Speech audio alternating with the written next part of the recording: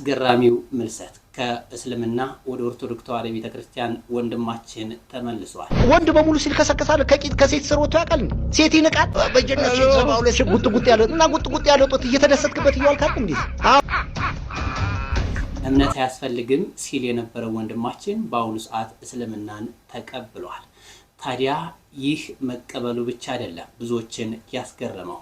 የእምነቱ ባለቤቶች ራሱ የማያምኑበትን ሲናገርና ብዙዎችን ፈገግ ያደረገ ንግግር ተናግሯል።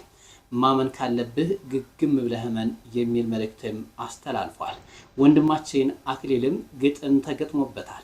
ባለማግባቱ አኬ ብቻ ቆሞ ቀረ የሚል ግጥም አያይዘን ሁላችንም ማወቅ ያለብንን አንድ ሰው በቤተ ክርስቲያን በተክሊልም ሆነ በቁርባንም ሆነ በማስባን ሲያገባ ምን ማወቅ አለበት፣ ምን ስርዓቶችን ማድረግ አለበት የሚለውንም እናያለን። በተክሊልም ሆነ በቁርባን ስርዓተ ጋብቻችሁን ለመፈጸም ወደ ቅድስት ቤተክርስቲያን የምትመጡ ተጋቢዎች ሙሽሮች በቅድሚያ በቅድስት ቤተክርስቲያን ስም ይህንን ላሳስባችሁ ፈልጋለሁ። እነዚህንና ያስተምሩናል ይገስጡናል ያልኳቸው ቪዲዮዎች ሲቀርብ ያለው ሰላም በአለም ዙሪያ የምትገኙ ውድ ኦርቶዶክሳውያን ይህን ቪዲዮ እየተመለከታችሁ ከሆነ ላይክ ሼር ማድረጋችሁ እንዳዘነጉ ቀጥታ ወደ ቪዲዮቹ እንሄዳለን። ወንድማችን አክሊል ግጥም ተገጥሞበታል። ሁሉም ጓደኞቹ አገቡ እሱ ብቻ ቆሞ ቀረ የሚል በወንድማችን ቴዶ ተገጥሞበታል። መዝሙርም አገባ ዘማሪያምም አገባ ፈለገም ቀጠለ አኬ ብቻ ቀረ እንደተንቀዋለለ ትሏል። ይሄንን አባባል እስኪያገባ ድረስ እንተዘተዝበታለን። በቅዱስ ሚካኤል እያለ ይውጣል። ሌላ ምንም የሚመጣ ነገር የለም። ለማንኛውም በዚህ አጋጣሚ በትላንትናው ዕለት ስርዓተ ጋብቻህን የፈጸምከው ወንድሜ ዲያቆን ፈለገ አትናቴዎስ እግዚአብሔር አምላክ እንኳን ለዚህ ክብር አበቃ። ያው የዘገየሁት የቀንና የሌሊቱ ነገር የተገላቢጦሽ ነው። አንተና እኔ ያለውበት ዓለም ከእንቅልፍ ስነሳ በጣም ቆንጆ የምስራች ነው የተመለከትኩት። እጅግ በጣም ደስ ብሎኛል ወንድሜ። ዘመንህ ይባረክ። ማምላክ ወላዲት አምላክ ትዳርህን ጓዳ ጎድጓዳህን ጎጆውን ሁሉ ተባርክልህ። እጅግ ወዳሃለሁ። ያላገባችሁ ሌሎቹ ጎረምሶች ፈጠን መለሳለሁ ያለ በለዛ ወንድማችን አክሊል እንግዲህ ይህን ሰምቶ በቅርቡ በማግባት መልስ ይሰጣል ብለን እናስባለን። አያይዘን በቤተ ክርስቲያን ለማግባት ስንፈልግ በማስባንም ሆነ በቁርባንም ሆነ በተክሊል ምን ማወቅ አለብን የሚሉትን በመምራችን እንከታተል። በተክሊልም ሆነ በቁርባን ስርዓተ ጋብቻችሁን ለመፈጸም ወደ ቅድስት ቤተክርስቲያን የምትመጡ ተጋቢዎች ሙሽሮች በቅድሚያ በቅድስት ቤተክርስቲያን ስም ይህንን ላሳስባችሁ ፈልጋለሁ። እናንተ ከተማራችሁበት ደግሞ ሌሎች ይማሩበት ዘንድ ይህንን ቪዲዮ ታካፍሉታላችሁ። ስለዚህ ማድረግ ያለባችሁ ምንድነው? ወደ ቅድስት ቤተክርስቲያን ስትመጡ ሴቶች በተለይ ማለት ነው ሙሽራና አጃቢዎቿ ጸጉራቸውን ሙሉ በሙሉ መሸፈን ያለባችሁ። ቤተክርስቲያን ጸጉር መግለጥ አይቻልም። ሌላው ደግሞ ይሄ ፊታችሁ ላይ የምትጠቀሙት ቀለም ነገር አለ፣ እናንተ ታውቃላችሁ። እሱን ነገር መጠቀም ቀርቶ በዚያን ጊዜ ቀን ማሰብ አይቻልም።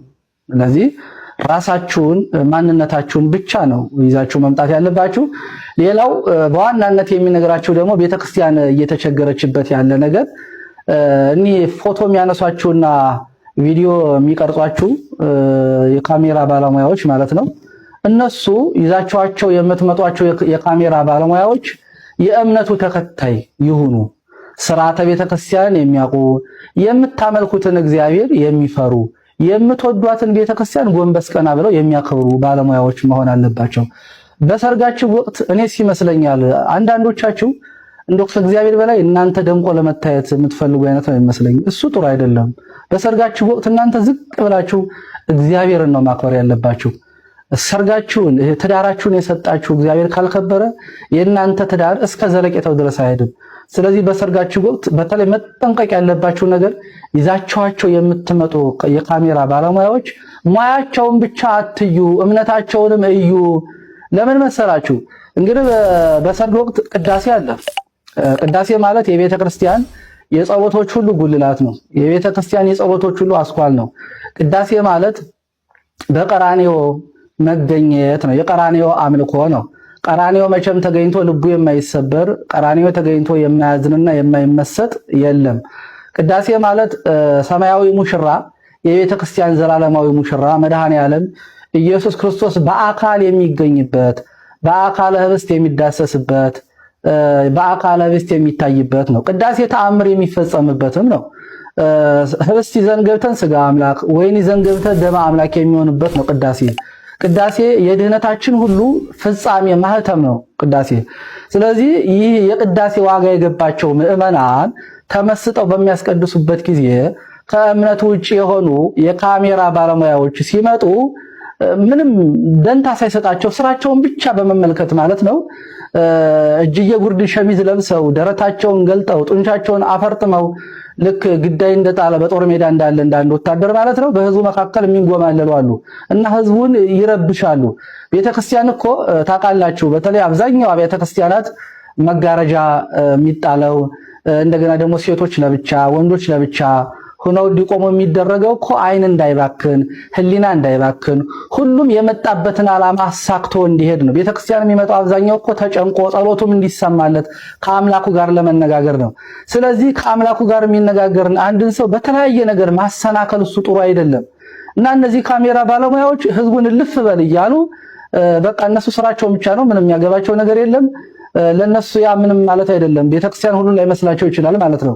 ስለዚህ ምዕመናንን ከሚያሰናክሉ ለእናንተም ደግሞ የምታመልኩትን አምላክ ከሚያስቀይሙ የእምነቱ ተከታዮች ቢሆኑ ካሜራ ባለሙያዎች ጥሩ ነው። የእምነቱ ተከታዮች ካልሆኑ ግን እኛ ትክ ብለን ለማየት የምንፈራውን ሁሉ የሚገርማችሁ ቤተ መቅደስ ውስጥ በመንበሩ ዙሪያ ያለውን ሁሉ ለመቅረጽ ጎንበስ ቀና የሚሉ አሉ።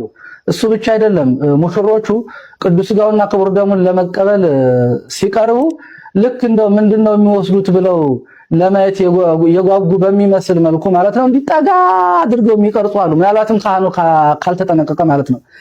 ስለዚህ የእምነቱ ተከታዮች ቢሆኑ ግን ፈሪሃ እግዚአብሔሩም አለ ስርዓተ ቤተክርስቲያንም ጠንቅቀው ስለሚያውቁ የቤተክርስቲያኒቷን ማንነትም ስለሚያውቁ አክብረው ቀርጸው ይወጣሉ ማለት ነውና የካሜራ ባለሙያዎች ስታመጡ የእምነቱ ተከታዮች ይሁኑ ለማለት ነው። ምክንያቱም አሁን ዝም ብንላችሁ ነገ እንዲህ ያደረጉ እንደዚህ ያደረጉ ብለን ከምናማችሁ ሰውም ከሚያነሳችሁ በእናንተ ምክንያት ሰውም ከሚሰናከል እናንተም ደግሞ በማታውቁት አንዳንዶቻችሁ ባለማወቅ ነው በየዋህነት ዝም ብሎ ስራችሁን ብቻ በማሰብ ማለት ነው እናንተም ባላወቃችሁት ነገር ስማችሁ ከሚነሳ በቅድስት ቤተክርስቲያን ስም ግልጹ ልነግራችሁ ስለፈለኩኝ ነው። ቸሩ እግዚአብሔር ከሁላችን ጋር ይሁን። የሥላሴ ቸርነት የመብራን የእናታችን በረከት ረድኤት ከሁላችን ጋር ይሁን። መምህራችንን እናመሰግናለን። ቃለ ሕይወት ያሰማልን። እምነት አያስፈልግም እያለ ብዙዎችን ሲከራከር ነበር። በአሁኑ ሰዓት ታዲያ የእስልምና እምነትን ተቀብሎ ብዙ አወዛጋቢ መልሶችን እየመለሰም ይገኛል። ይህ አልበቃ ብሎት ግግም ብሎ ማመን እንጂ ሪዝን ማቅረብ አያስፈልግም ይላል። ብዙዎች የእምነቱ ተከታዮችም ይህን ንግግር ሲቃወሙት አይተናል። እስኪ ወንድማችንን እንስማው። ተድርሾ የእውነተኛ አማኝ ሆናለች። ይህን ያልኩት ምን መሰላችሁ? ኢንተርቪውን ያየሁት ክፍል አንድን ማለት ነው። ያው ስለ ሥላሴ ያወራል፣ ስለ ኢየሱስ ፍጹም ሰውነትና ፍጹም አምላክነት ምናምን ያወራል። እነዚህ ነገሮች የሐቀኝነትና መጽሐፉን እንዳለ የመቀበልና ያለመቀበል ጉዳይ እንጂ ምንም ግራ የሚያጋቡ ነገሮች አይደሉም። ቪዲዮ እንድሰራላችሁ ከፈልጋችሁ ኢየሱስ ክርስቶስ አምላክ ነው ወይ የሚል ስራልን ብላችሁ እንትን በሉኝ፣ እሰራላችኋለሁ። ሲምፕል ነው። ኢየሱስ ክርስቶስ አምላክ እንደሆነ ሙሉ መጽሐፉ ማስረጃ ነው። የመለኮት ሙላት በሰውነት ተገልጦ ነው የሚኖረው። ይህ ማለት ፍጹም ሰው ፍጹም አምላክ ነው። እነዚህ ነገሮች ላይ መልስ መስጠት ይቻላል። ምንም መልስ የማልሰጥበት ግን የአይሻን ጉዳይ ያነሳና አይሻ በ6 ዓመቷ አገባች፣ እኛ ቀንጭረን ነው እንጂ ምናምን ብሎ ጀስቲፋይ ማድረግ ፈለገ። በቃ አማኝ ስትሆን እንደዚህ ነው። በቃ ያመንከው ስለ እውነት ወይም ስለ ሎጂክ አይደለም። ያመንከው ስለምንም አይደለም። በቃ ስላመንክ ነው ያመንከው። ሪዝኒንግ እዚህ ጋር አይሰራም ወዳጄ። ያስቀመጥካቸው መላምቶች እኔን አላሳመነች። በ53 ዓመታቸው የ6 ዓመት ልጅ ማግባታቸው በጥንቱ ልማድ ምንም ትክክል ሊሆን ይችላል። እኔን ግን ግራ ይገባኝ ምን መሰለ ነብይ ናቸው እኚህ ሰውዬ መልእክት በጅብሪል አማካኝነት ከፈጣሪ የሚቀበሉ ሰው ናቸው ማለት ተራ እንደኔና እንዳንተ አይነት ዱርዬ አይደሉም። አባዶ ቁጭ ብለን ድራፍት ስንጠጣ የምንውል አይነት ሰው አይደሉም። ቁጭ ብለው በተመስጦ ከአምላክ መልእክት የሚቀበሉ ሰው ናቸው። የ6 ዓመት ልጅ ወይም የ7 ዓመት ልጅ ያገቡት እና እንትን ነው 70 ሴት ይሰጣል ስትባል በቃ እስከ ያለ ሴት ህይወት ምናምን የምትል ከሆነ ሪዝን አውት ለሴቶቹ ምን ይሰጣቸዋል? እሺ ለወንዶቹ ሴት ተሰጣቸው፣ ለሴቶችስ ምን ይሰጣቸዋል? በዛ ላይ ደግሞ አብዛኞቹ ሴቶች ወደ ሲኦል ወራጆች ናቸው ብለን ተነጋግረን ሳንጨርስ የተለዩ ፍጥሮች ናቸው ለሴቶች የሚሰጡት እና ያሉትን ሴቶች ሲኦል ጨምሮ 70 ሴት ለወንዶች የሚሰጥ የወንዶች አምላክ ነው ምናምን ብለህ መጠየቅ ካልቻልክ ባይዘው ይሄንን ያነሳሁት አንተ ስላነሳው ነው ከክርስትናም ጋር አያይዘ ስላነሳው ነው ያነሳሁት እንጂ ማንሳት ፍላጎት የለኝም። ሪዝን አውት የማታደርግ ከሆነ የእውነት አማኝ ነህ። ለምን እንዳመንክ አንተ ብቻ ነው የምታውቀው። እና ተድርሾ አምኗል፣ በደንብ አምኗል እና በቃ በተድልሾ ቴረም መሰረት ይሄ ማነው ፖስቹሌት መሰረት ቴረም አይደለም። በቃ ልክ ነው። ሰው ሙግት አያስፈልግም። ሪዝን አውት የማያደርግ ሰው ጋር አትሟገትም። ምክንያቱም አርጎ ጨርሷል። ከዚህ በኋላ ገገማ መሆን የሚያስፈልገው ብሎ የሚጠይቅ ጭንቅላቱን ቆልፎበት ሆነ ወደ መዝገብ ቤት መልሶታል። ይመቻችሁ። ዛሬ ክፍል 2 ይቀጥላል። ክፍል 2 አይተን ደግሞ እንስቃለን። በጣም ከአእምሮዬ በላይ ነው የሆነብኝ ማለት በሎጂክ የሚያምን ሰው በሪዝኒንግ የሚያምን ሰው በቃ ይሄንን ሃይማኖት ነቀነኩት ብሎ የሚናገር ሰው አይደለም። ወንድማችንን እናመሰግናለን። በኦርቶዶክስ ተዋሕዶ ቤተክርስቲያን ጥለናት ብንወጣ እንኳ በትዝታዋ እንመለሳለን። ይህ ወንድማችን ሕያው ምስክር ነው። ከኦርቶዶክስ ተዋሕዶ ቤተክርስቲያን ወጥቶ ቁርአን በሚቀራበት ሰዓት እንኳ ትዝታዋ አልለቀቀውም። እያደገባት የቆሎ ትምህርት የተማረባት መዝሙር ያዳመጠባት ቤተክርስቲያን ቁርአን እየቀራ እንኳ በጆሮው መዝሙር ሲሰማ ያቃጭልበት ነበር፣ እንባውም ይመጣ ነበር። ታዲያ ዛሬ ወደ ኦርቶዶክስ ተዋሕዶ ቤተክርስቲያን ወደ ሳደገችው ቤቱ ተመልሶ የሰጠው ምስክርነት ብዙዎችን አስገርሟል። እንኳን ቤተክርስቲያንን ለራሳት ስትመለስ እንዴት ተመለስ? ለመመለስስ ምን አነሳሳ?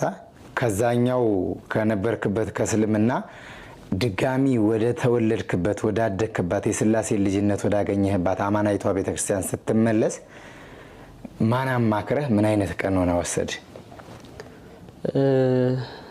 ያማከርኳቸው እንዲህ መጀመሪያ ላይቭ ላይ ነው ገብቼ ስሜ ሙስሊም ነው ይትባረክ ነበር። ሙባረክ ነው እዚያኛው ስሜ ማለት ነው። ሙባረክ ነው ስሜና ሙባረክ ይላል ስሜ ፕሮፋይሌ ምናምን ያላህ ባሪያ ነው የሚለው ሙስሊም ነኝ። ስሜም ፕሮፋይሌም ሙስሊም ነው እና ግዕዝ ስናገር በቃ በጣም ግርም ይላቸው ነበር። እንዴት ግዕዝ ትናገራለህ ምናምን ይሉኛል ክርስቲያኖች ማለት ነው። እኔ እኮ ካህን ነበርኩ አልኳቸው። ሁሉ ገባውና ታሪኬ እንዴ ነበርኩኝ። መኖር አቅቶኝ ነው የሄድኩት። የዕለት ጉርስ አጥቼ ነው የሄድኩት። እንደናንተ ሆኜ መኖር እፈልጋለሁ፣ ግን እንደናንተ ሆኜ እንድኖር አልቻልኩም። ቢያንስ እናንተ ሰርታችሁ እየበላችሁ ነው፣ ነገር ግን እኔ ሰርቼ መብላት አልቻልኩም። አሁን ብዙ መምህራን እኮ የድጓ መምህር የመጽሐፍ መምህር አርማታ እንደሚያወቁ ግልጽ ነው፣ ግን እነሱ እያወቁም ቢሆን የዕለት ጉርሳቸውን አግኝተዋል ማለት ነው። እኔ የዕለት ጉርሴን የማገኝበት ምንም አይነት አጋጣሚ የለኝም እና በዚያ ምክንያት ነበር በቃ ተስፋ በመቁረጥ የሄድኩት ምናምን ስላቸው ሁሎቹ አለቀሱ። እዚያ ያሉ ሰዎች አለቀሱ። ታዲያ አንተን ማዳን ካልቻልን ምንም ክርስቲያን ሆነ ምናምን አሉኝና እዚያ ደግሞ ኡስታዙ ደግሞ የመስጊዱ አስተዳዳሪ አይዞህ በርታ፣ አሁን ፈልጋለሁ ብትለኝ ወላሂ ቢላሂ ብዬ ነው የምነግር፣ ስልኬን ሽጬ እሰጥሃለሁ አለ። ስልኬን ሽጬ እሰጥሃለሁ አሁን የሆነ ብር አስፈልገኛል ብትል፣ ካልሆነም ደግሞ ደሞዜን እንኳን የኩል እንበላለን እየተካፈልን እንበላለን አለኝና ዛሬ ከከሌ ቤት እያሉ በየቤቱ እየወሰዱኝ ሁሉ ባላ ጠጣ ነበር በቃ። እና ከዚያ ከእስልምና እንደገባው ምናምን ለነዚያ ላይ ብለ ስነግራቸው በቃ ይዞ በርታ ለምን አትወጣም ምናምን ሲሉኝ ወጥቼ ከተጠጋለው ምናምን ስላቸው የቻልነውን ሁሉ እናደርግላለን ሲሉኝ ከዚያን ሰዓት ጀምሬ ልቤ ተሰበረና እኔም ሳለቅስ አደርኩኝ። እነሱም ሁሉ አለቀሱ። ኢንቦክስ ላይም ሁሉ ያለውን ነገር አወራን። ከዚያም ማቃቸው ሰዎች እዚህ በኦርቶዶክስ ያለው ነበሩና እነሱ አናገርኳቸው። መጀመሪያ እንደዚህ ሄጄ ነበር ስላቸው አላማኑም ሁላ ማለት ነው። በቃ እየቀለድኩ ነው የመሰላቸው። ከዚያ እስኪ ማግኘት እንፈልጋለን አሉኝ። ተገናኘን። በቃ አንገቴን አዩ። ምንም ማተብ የለኝም። ከዚያ ያሾፍኩ ነው የመሰላቸው ጭራሽ ማለት ነው። ከዚያ ለጊዜ መስጠት የለብንም ቶሎ ተነስ ምናምን አሉኝ።